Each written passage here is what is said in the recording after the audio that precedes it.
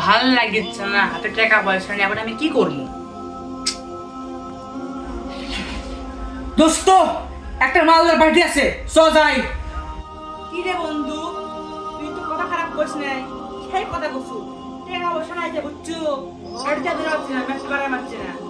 এখনকার যুগে মেয়েরা কি রকম আছে, টাকা নাই তো সত্য করছে না। এই বন্ধু চলো চলো। ভাই এটা করিস না, আমি তো আসলে ভাবি নেই কি করা যায় এখন। আসলে তো একবার যদি ধরা খাই অবস্থা খারাপ হয়ে যাবে আমার। টাকা পয়সা নাই, এখন কি করবো? কি হলো দেখো, বুঝাচ্ছ চল। বুঝছো না এখন না গেলে পুরো হবি না, বুঝছো না? ওই কিন্তু শেষ হলো না গোবিন্দ দাস, এবার তুই ফ্যামিলি ছেড়ে দেবো। আর সুন্দর হবে না, আমি আসছি তো চল, তুই চল। আরে বাবা তুই চল, তুই চল, তুই চল, চল। একবার রিক্স নি, একবার যাই, কিছু হবে না। একবারই তো, এটাই শেষ জীবনের, একবারই শেষ।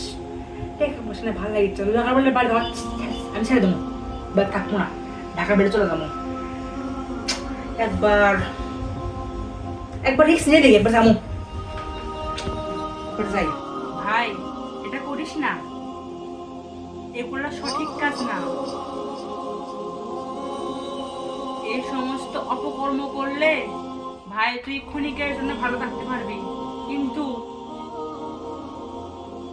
সমাজ তোকে ভালো চোখে দেখবে না, নিজের পরিবার তোকে ভালো চোখে দেখবে না, ভালো কাছে তুই ভালো হতে পারবি না। তুই একজন অপদার্থ গুন্ডা হিসেবে সবার কাছে বিবেচিত হবি, এই কাজ করিস না। না ভাই, আমার দ্বারা সম্ভব না, মাফ করে দে ভাই।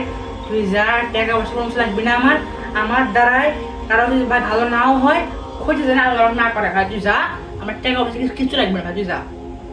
আমি একবার কালে ধরা খাইলে ভাই আমার সঙ্গে মুখে করবো না ভাই, তোমাকে মাপ চাচ্ছি ভাই, তুই যা ভাই, আমার লাগছে না।